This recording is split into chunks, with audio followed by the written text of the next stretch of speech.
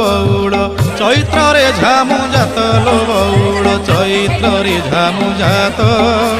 তের ভকতিয়া দণ্ড গড়ুথিবে তের ভকতিয়া দণ্ড গড়ুথিবে করিথিবে কাষ্ঠাব্রত চাল চাল সখী ଯିବା দেখি কাকটপুরকু ଯିବା দেখি অপুত্রী কি পুত্র অন্ধকু নয়ন দিয়ে মা মঙ্গলা যাচি বৌড়ালো দিয়ে মা মঙ্গলা যাচি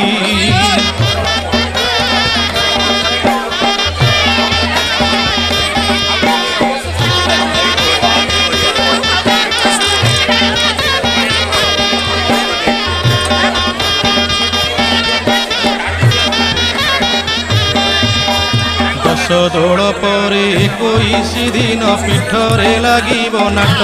সংগাত লো পীঠরে লাগিব নাট ভূপত কোঠিরে